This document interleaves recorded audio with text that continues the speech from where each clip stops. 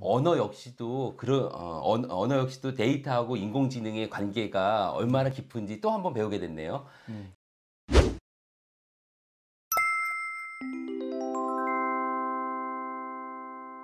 교수님, 저 갑자기 좀 엉뚱한 질문이 좀 떠올랐는데요. 네.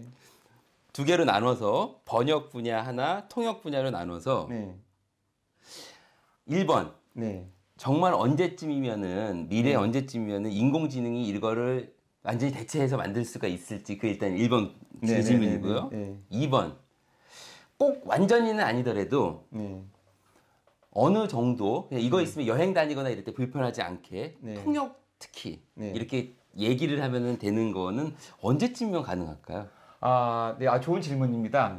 그 질문에 대해서 저는 이렇게 답을 하고 싶어요. 뭐냐면 지금 이제 구글 번역기가 전 세계에서 가장 많이 활용되고 있거든요. 그러니까 제가 조사한 바에 따르면 하루에 5억 명이 구글 번역기를 써요.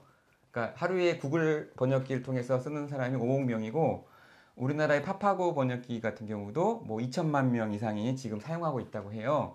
그런데 이제 중요한 건 뭐냐면 언제 이게 자연스럽게 번역되냐라는 측면도 있지만 언어의 특징에 따라 완전히 달라요. 예를 들어서 구글 번역기에서 영어랑 프랑스어는 지금 웬만한 번역은 거의 다 해내요.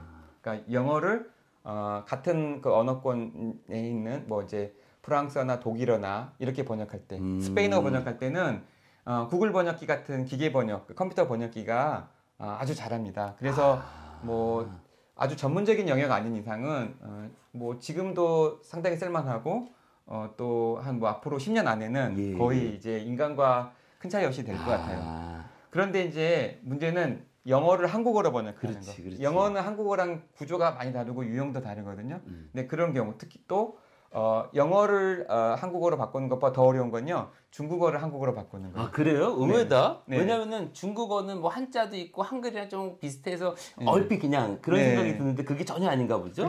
그게 이제 좋은 질문이신데요. 결국은 이게 빅데이터의 싸움이에요. 근데 영어를 한국어로 이렇게 번역해 놓은 빅데이터는 인터넷상에 되게 많고요. 그 번역 자료가 되게 많아요. 그런데 중국어를 한국어로 이 번역해 놓은 자료들이, 이런 게 인터넷이나 아니면은 실제로 우리가 그 번역회사에서 갖고 있는 데이터 양이 부족해요. 더 어려운 거는 이제 예를 들어서 요즘에 베트남이나 인도네시아로 진출을 많이 하잖아요. 그렇죠. 그러면은 한국어를 베트남어로 바꾸는 거, 이건 더 어려워요. 데이터가 없어서요. 데이터가 없는 거. 그다음에 언어 유형이 좀 다른 거. 거기에 따라서 이제 어떤 거는 20년, 30년 걸릴 거고요. 또 어떤 언어는 바로 지금 될 겁니다. 그래서 그거는 언어 종류에 따라 많이 달라져요. 롯데말 친구들, 우리가 이 동영상하고 책에서 데이터하고 인공지능을 많이 강조했잖아요. 언어 역시도 언어 역시도 데이터하고 인공지능의 관계가 얼마나 깊은지 또 한 번 배우게 됐네요. 영어와 한글은 자료가 많이 있기 때문에 인터넷상에 그만큼 번역의 정확도가 높아지고, 상대적으로 중국어 또는 베트남어, 이거는 아무래도 자료가 적다 보니까 더 오래 걸릴 것이다. 이번에 또 교수님 덕분에 빅데이터와 인공지능의 중요성을 또 한 번 배우게 됐습니다.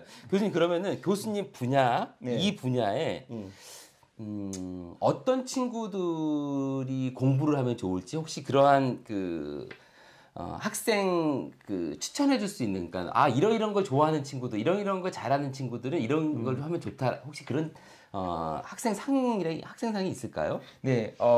저도 이제 그 부분에 대해서 고민을 해봤는데요. 전통적으로 이제 저희 중국 문화 전공이나 중어종 문화, 이런 어문 계열이나 또 문화 전공하는 학생들이 들어올 때 일단 언어를 좋아하는 거, 외국어 배우는 거 좋아하는 거, 그다음에 여행하는 거 좋아하고, 낯선 곳에 가서 뭔가 낯선 사람들과 낯선 언어로 소통하는 거를 두려워하지 않고 좋아하고, 그다음에 이제 또 그 중국 뭐 드라마나 미국 드라마 이런 거 보는 것처럼 외국어로 된 어떤 걸 좋아하는 학생들이 당연히 일단 선호할 거고요. 또 전통적으로 이제 중국 문화에 대해서 좀 관심 있는 학생들이 있어요. 그렇죠. 그 뭐 중국 시라든지 한문이라든지 그런 걸 좋아하는 학생들이 당연히 저희 과에 오는 게 좋고. 근데 교수님 전공으로, 과는 제가 이따가 여쭤볼 겁니다, 교수님. 근데 제 전공으로 한다면은, 그러니까 어느 정도 그냥 중국어나 이런 거 관련 없이 코딩 같은 거, 데이터베이스 하는 거 그런 거 좋아하는 학생들도 충분히 와도 네 공부할 수 있습니다. 물론 우리 너 때만 고등학교에 재학 중인 친구들은 이과 문과가 없어졌기 때문에 그게 네. 크게 중요하진 않겠지만 우리가 일반적으로 상식적으로 중어중문학과는 이 문과 쪽 성향이 잘하는 친구가 좋아라고 얘기할 수도 있지만 적어도 교수님 전공은 그런 건 아니네요. 네네네 그렇습니다. 예. 그리고 실제로 이번 학기에 새로 신입생들을 이제 맞아봤는데요. 이과 출신들이 상당히 많아요. 아 그래요? 예. 그 서강대는 이제 수학 중에서도 수학 가형, 나형이 있다고 하더라고요. 그래서 그 수학 그 가형인가 하는 그 어려운 뭐 수학 시험을 예전에 우리 미적분 하던 거 그런 거 아닌가요? 미적분 하는 거 그런 거를 이제 보고서 들어온 학생들한테 가산점을 줘요. 그래서 이제 문이과 구분이 없어지긴 했지만 수학 가형을 보고 와서 가산점 받아서 들어온 학생도 적지 않습니다. 네. 예. 그래서 지금은 많이 이게 문이과가 이제 경계가 허물어져서 그런 학생들이 와서 이제 중국에 대해서도 배우고 그렇죠. 또 외국어도 배우고 그러면서 적극적으로 이제 컴퓨터 공학이나 아니면 수학이나 이런 쪽에도 공부를 해서 이 융합을 자기가 해나가면 얼마든지 다양한 분야로 나갈 수가 있다고 그러니까 교수님 전공은 보여집니다. 정말 네. 딱 보면 딱 네. 들으면은 이게 융합이구나라는 게 네. 피부로 와닿는 것 같아요. 언어와 네. 컴퓨터 사이언스. 네. 그럼 교수님 전공을 했던 교수님 과 말고 교수님 전공을 하는 친구들은 어느 쪽을 취업을 할 수 있을까요? 지금 저희 학과가 20년이 되었는데 취업하는 학생들은 뭐 다양한 분야이긴 한데 주로 이제 기업체 그러니까 중국에 진출해 있는 우리나라 기업이 많잖아요. 그런 기업체 진출하는 비율이 가장 많고요. 그다음에 우리나라에 또 이제 와 있는 대기업들, 또 중소기업들 이런데 취직하는 그 비율이 많아요. 왜냐하면은 요즘에 대학에 들어오면 한 전공만 하지 않고 다양한 복수 전공을 하는데 대부분의 학생들이 경영학을 많이 하니까 이제 그렇게 되거든요. 근데 약간 저희 과의 특성을 살리는 어떤 전공이라고 한다면 이제 중국어 교사, 또 교직으로 가는 학생들 좀 있고요. 그다음에 외교관, 중국 외교관 그런 외교관 쪽으로 하고 아니면 중국 관련 기업체들이 있어요. 요즘에 그 기업들 중에서는 외국계 회사 중에서 중국계 기업들도 꽤 요즘에는 대우가 좋아요. 그래서 바이두라든지 알리바바 또 腾讯 뭐 이런 그 腾讯혹시 텐센트입니까? 텐센트, 네. 腾讯을 이제 중국어로 腾讯이라고 하고 영어로 텐센트라고 하고요. 그다음에 바이두, 그다음에 우리가 보통 BAT라고 하죠. 배트맨이라고 하는, 그러니까 미국의 빵에 이제 약간 대비되는 비교되는 어떤 배트 그룹들 거기에 보면 이제 수요가 꽤 있어요. 왜냐하면 게임이라든지 인터넷이라든지 이런 쪽에서 이제 중국에서 한국에 대해서 되게 관심을 가지고 투자하려고 하는 것도 많고 또 반대로 우리나라 기업에서도 중국의 그런 배트 기업과 조인하려고 하니까 그런 쪽에 하는 사람도 있고요. 또 요즘에 이제 추세는 이제 웹툰. 잠깐만 웹툰은 우리나라 건데 왜?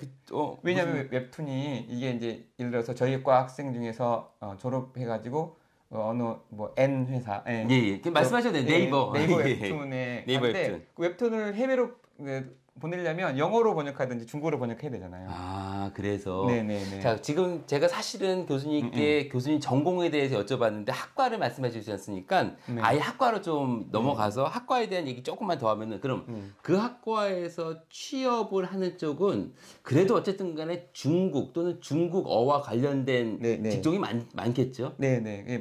많습니다. 그리고 혹시 교수님께서 학과 이름은 문화 이렇게 말씀하셨잖아요. 중국 문화. 그러면은 특히나 그런 문화 컨텐츠와 관련된 그런 쪽으로도 많이 가나요? 네, 문화 콘텐츠 쪽으로 지금은 현재는 많이는 좀 안 갔던 것 같아요. 근데 아까 말씀드렸던 웹툰 관련된 거, 그다음에 졸업을 해서 이제 그 문화 콘텐츠 진흥원에서 하는 그런 창작 같은 거 할 때 문화 콘텐츠 쪽 뭐 웹소설이라든지 또는 아니면 웹툰이라든지 이런 거를 직접 만드는 사람들, 그다음에 중국의 어떤 그 엔터테인먼트 있잖아요. 그런 쪽 산업 관련돼 갖고 이제 뭐 가수들이나 아니면 드라마 제작이라든지 이런 쪽에 관심을 가지고 그쪽을 알아보고 있는 학생들이 있습니다. 사실 저희 미디어 분야랑 연관이 돼서 말씀드리면은 그 한류 컨텐츠가 최근에 중국에 잘 못 들어가고 있잖아요. 네, 맞아요. 한한령 때문에. 예, 한한령 때문에. 근데 사실 이것만 풀리면은 정말 우리 한국 콘텐츠가 정말 나갈 게 무궁무진한데 참 저도 이게 답답해 죽겠습니다. 이 한한령이 언제나 풀릴지 혹시 그런 아이디어도 갖고 계세요? 아, 이거는 이제 중국의 어떤 그 독특한 정치 구조가 있기 때문에 뭐라고 말씀 못 드리겠지만, 그러니까 상부에서 보는 어떤 정치적인 차이, 그러니까 정치적인 문화의 차이가 있어서 우리나라에서 통용되는 어떤 그런 문화 산업하고 중국에서 바라보는 문화 산업의 국가가 보는 관점이 다른데요.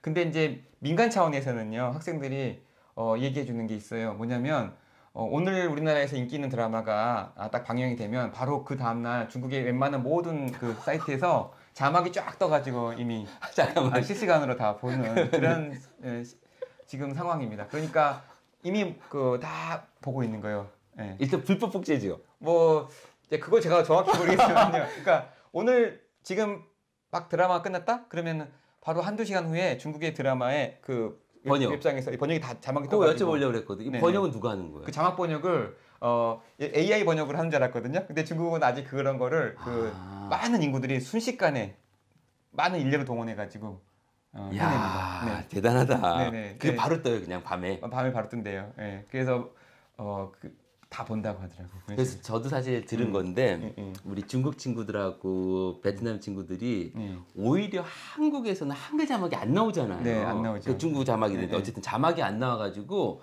오히려 자기 나라에 있는 컨텐츠로 해서 자막을 본다고 그러더라고요. 그런 맞아요. 식으로. 예. 그래서 오히려 역으로 해서 네. 여기서 볼 수도 있는데 중국 자막이 안 뜨니까 모르잖아요. 그래서 역으로 오히려 기다렸다가 그걸 본다고 그러더라고요. 그렇게 빨리빨리 이미 서비스가 되고 있는데 이제 공식적인 차원에서는 지금 한류 콘텐츠들이 이렇게 좀 아주 활발하게 교류되거나 소통하는 건 좀 요즘에는 아니라서 아쉽죠. 분명한 거는 이렇게 오래 가지는 않을 겁니다. 언젠가 한한령이 풀리고 다시 한국과 중국의 관계가 좋아지면은 정말 그때는요 우리 한국 문화가 물론 중국 문화도 마찬가지지만 이 컨텐츠가 상호 교류되는 그런 양과 질은요 매우 커질 것으로 생각을 합니다. 그래서 그런 분야도 한번 생각해 보셨으면 좋겠고요. 교수님 제가 학과에 대해서 조금 더 여쭤볼게요.